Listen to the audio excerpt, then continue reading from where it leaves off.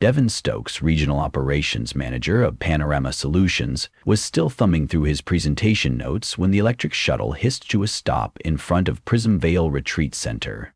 A clean cedar facade curved toward the mist-laced tree line, every plank oiled to a hypnotic sheen. 6 employees stepped out behind him, stretching after the 2-hour ride.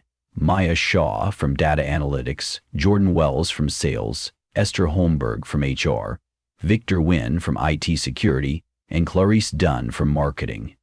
"This place smells like money," Jordan said, inhaling exaggeratedly and lifting the lapels of his sky-new blazer.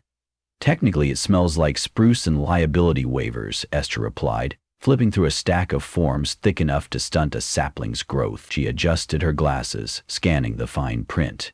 Non-negotiable, apparently.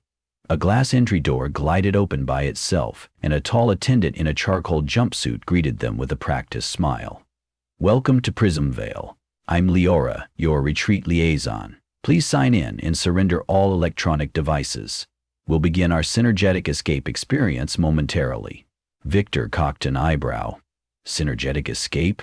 I thought this was a ropes course and some Myers-Briggs icebreakers." "Yes. Well," Leora said, voice barely above a whisper, "Prism Vale prides itself on evolving beyond outdated notions of team building." She gestured to a frosted wall behind her. Embedded inside it was a mosaic of circuit lines that pulsed softly, like a sleeping circuitry giant.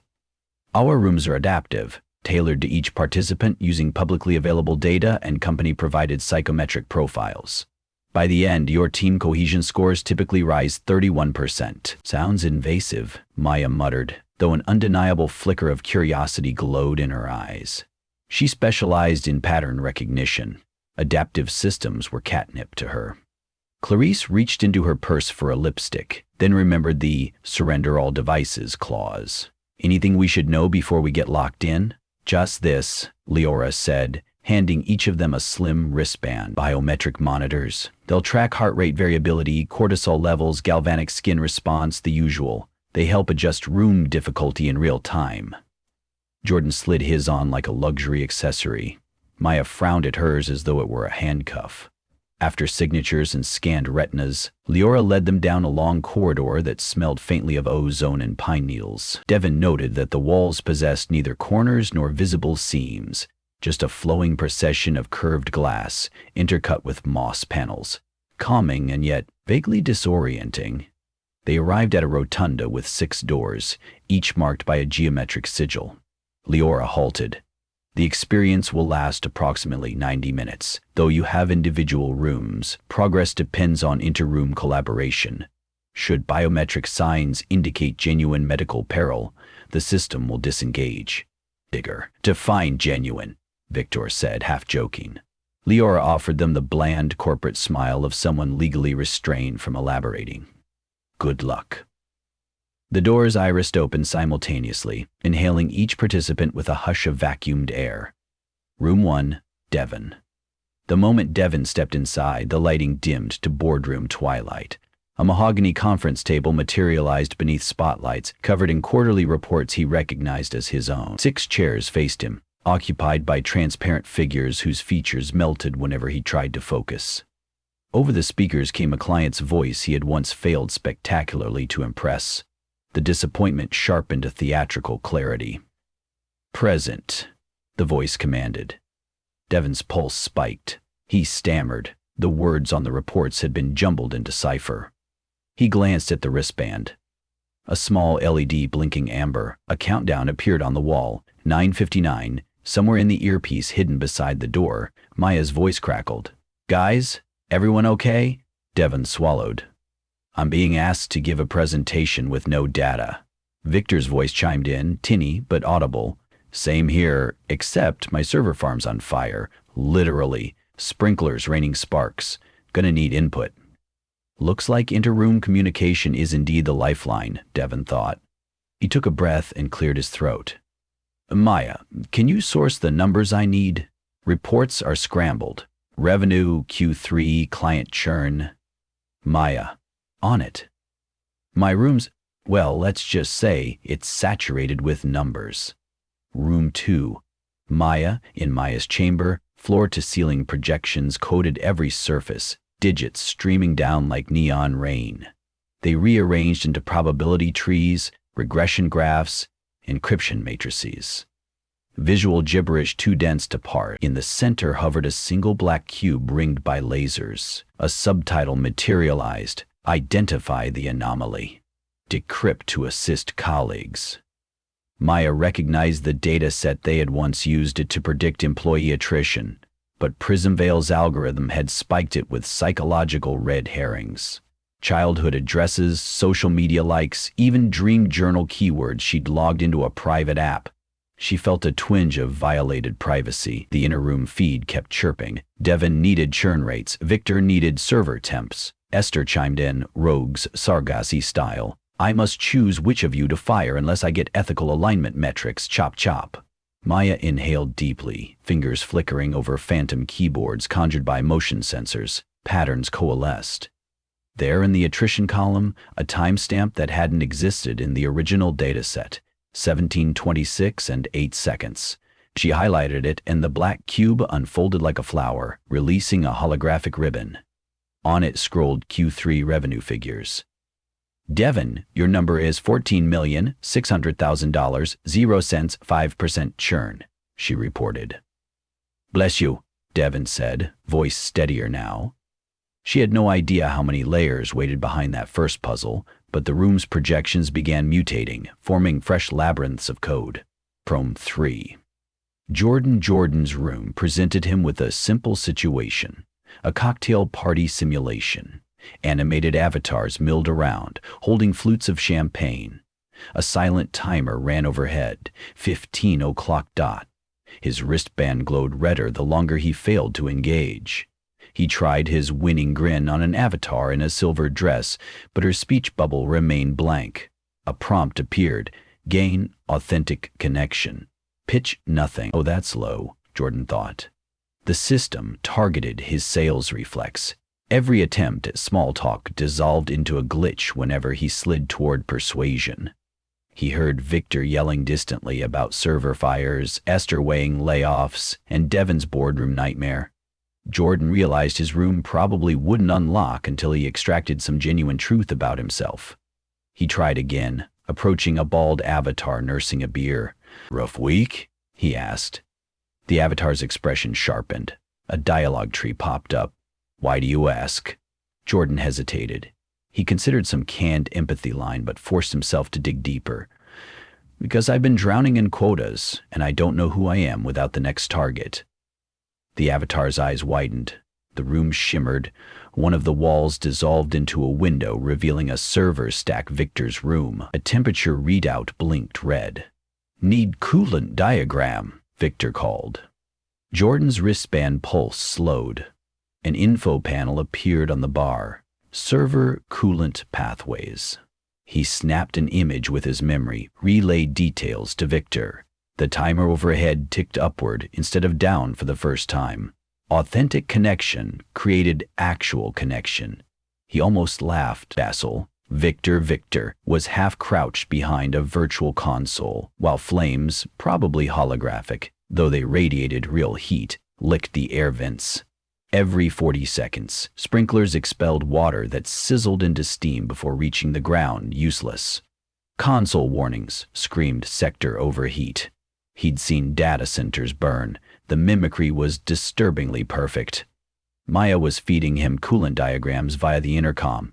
He needed to input a sequence of valve toggles on the console in time. His wristband alternated between orange and red, tracking the adrenaline. He toggled valves 1, 3, 7. An alarm ceased. Panels cooled from molten red to orange. Good. But a new alert. Security breach. Internal saboteur. The system projected dossiers of his co-workers. One was highlighted, potential insider threat. Maya Shaw. His stomach twisted. It mirrored the paranoia audits he ran back at headquarters. The room whispered. Identify and neutralize, or fire will reignite. Victor knew Maya was helping him. The facility wanted to test his trust index. He stepped away from the console, shaking his head at the security prompt. Decline. No saboteur identified. A beat of silence. Then the fire began to recede, withdrawn as though inhaled by an invisible mouth. The console switched to a green status bar labeled Coloration Level Rising. "Nice call," Maya's voice said softly. "Couldn't torch you if I tried," Victor replied, adjusting glasses fogged by steam. Room 5, Esther. Esther's domain felt like a cross between a Zen garden and a courtroom. Black stones spelled out names: Devin, Maya, Jordan, Victor, Clarice. A pair of scales dominated the center. On the wall flashed, "Lay off 2 to save 3. Typical HR trolley problem, except the stakes felt venomously personal. She knew the system scraped her HR files, performance reviews, maybe even therapy notes. Esther prided herself on fairness, but forced binary choices repulsed her. Inner room comms were live. She heard Jordan's cocktail epiphanies, Devin's board performance, Victor's firewall crisis, and Clarice, silence. Esther realized she hadn't heard Clarice yet. "Has anyone gotten Clarice on the line?" she asked. No response. Disturbing. Tiles shifted beneath Esther's feet. The scales tipped by themselves, lowering toward Devin's name. "Senior management redundancy detected," the room intoned. A 12-minute timer ignited. Esther inhaled, focusing on the stones. She picked up the one labeled Clarice. "We are missing data on a team member. No decision can be ethical with incomplete input," she declared, stepping off the platform. The timer froze. The lights dimmed, then brightened, revealing a hidden alcove behind a reed screen. Inside glowed a microphone tied into Clarice's channel. Esther pressed it. Static hissed before Clarice's voice emerged in a shaky whisper. "I'm here. They're using my social posts against me." "I'm with you," Esther said. She lifted each stone and set them all on the same shelf, balancing the scales. The room hummed. Approval or recalibration? Hard to tell. Room 6. Clarice stood before a giant billboard plastered with every brand campaign she'd launched in 5 years. Around her, disembodied search bars floated, auto-completing into criticisms she'd read online. Inauthentic, tone-deaf, vapid. Another ring of phrases scrolled closer to the bone. Poser, try-hard, empty. A spotlight followed her, narrowed until all she could see was her own silhouette. Shadowy, sharpened, hyper-real. The system seemed intent on turning her marketing mirror into a magnifying glass that burned instead of reflected. A prompt materialized. "Craft a slogan for your true self. No buzzwords, no hashtags." That blank line felt like a guillotine. Clarice opened her mouth but only swallowed air. At 32, she'd spent half her life shaping messages for others. What did she stand for without the veneer?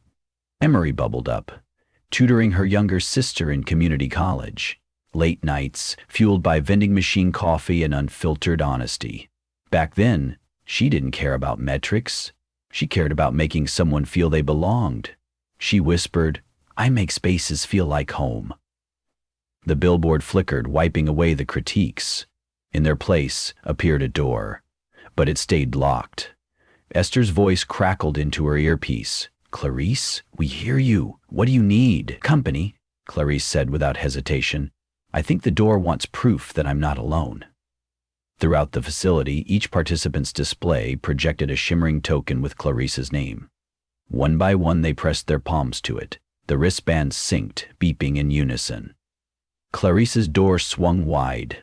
90 minutes had nearly elapsed when all 6 corridors curved into a single atrium. The group reunited under a dome swirling with amplitude waves, a live visualization of their combined biometrics. Devin looked sweat-drunk but exhilarated. Maya's eyes shimmered with computational afterglow. Jordan's collar was half unbuttoned in surrendered authenticity. Victor's polo clung damply to his back, and Esther carried a serenity that comes only after moral triage. Clarice, cheeks streaked with tear-washed mascara, managed a half-light. In the center of the dome waited a final pedestal bearing 6 interlocking pieces of glass. Leora's voice resonated from hidden speakers. Phase 2, assemble your insights. Use your experiences to form a unified thesis on the team's purpose. Devon groaned. I thought we were done.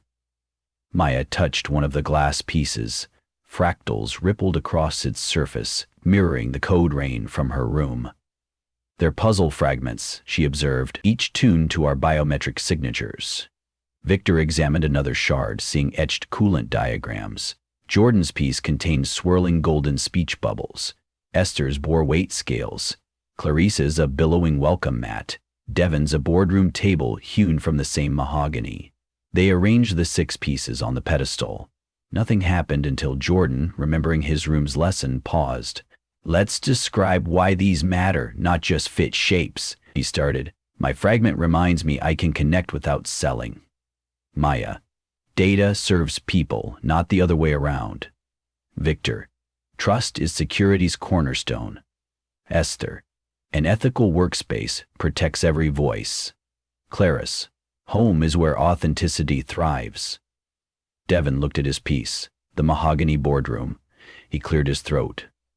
Leadership isn't about flawless presentations. It's making space for all of you to speak. The shards ignited, fusing into a single translucent tablet. Lines of text scrolled across it. Panorama Solutions values people over deliverables, relations over transactions, integrity over fear. A chime sounded. The circumference of the dome dissolved into an open amphitheater surrounded by living forest. Sunlight streamed through, real and warm. Leora emerged from the shadows, still in her charcoal jumpsuit, though the corporate smile had softened to something more human. Congratulations. Prism Veil records indicate a 43% rise in cohesion. Jordan snorted. Does that come with a pay bump? Devon shot him a half-hearted, warning look, but then shrugged.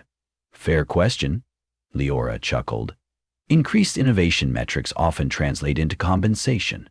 But that's for your leadership to decide, with your newfound voice, perhaps. Maya surveyed the retreat's exit path. The cedar walkway now unobstructed. Are we free to go? Or is there a phase 3 where we fight our spirit animals? Exit is open, Leora said, though integration debriefs can be scheduled. No offense, I'd like the integration to involve tacos and a nap, Clarice said. The others mumbled assent. As they walked out, wristbands auto-ejected, falling onto cushioned trays as if shedding skins. A cool mountain breeze kissed their faces. Anyone else feel lighter? Esther asked. Victor rotated his shoulders. Like a firewall patch finally applied, Jordan glanced at Devon. Boss, you good? Devon exhaled. I'm thinking about next quarter's presentation, not the slides, the people in the room. Clarice paused at the archway, turning back to the dome. Do you think it would have gone differently if we'd refused to play along? Maya answered. Rooms would have kept adjusting until we did. Adaptive algorithms, remember? Devon added quietly. But the point wasn't coercion. It was reflection. Prism Veil only made visible what already bound or separated us. They filed into the shuttle. No one reached for their non-existent phones. Eye contact felt easier now. Words slower, but fuller. Halfway down the mountain road, Devon tapped the comm panel to address his team. I know upcoming layoffs rumors have been floating around, he began. Faces tensed. He continued. I'll be candid. There were discussions, but I just watched each of you operate under pressure with honesty, trust, and moral courage. I'm petitioning corporate to restructure instead of cut. We need all of you. Silence, then a collective exhale. Esther nodded, a faint smile ghosting her lips. Jordan gave a small fist pump. Victor allowed himself a rare grin. Clarice mouthed thank you. Maya's gaze flicked to the window where pine trees blurred past like green waterfalls. Her reflection looked back at her, eyes bright. Devon concluded, let's prove that 43% wasn't a fluke. Epilogue back at Prism Veil. Leora wandered the now empty rotunda. She deactivated the adaptive room AI codenamed Catalyst and saved the collected biometric patterns to encrypted archives labeled Panorama Solutions/fulfilled. She paused, considering an unused door etched with a spiral sigil. Behind it lay untested scenarios designed for upper-tier leadership, conflicts involving equity buyouts, whistleblower dilemmas, climate impact accountability. Prism Veil's contract with Panorama Solutions included optional advanced modules. Leora smiled to herself. Next quarter, she whispered, and the spiral glowed softly in anticipation.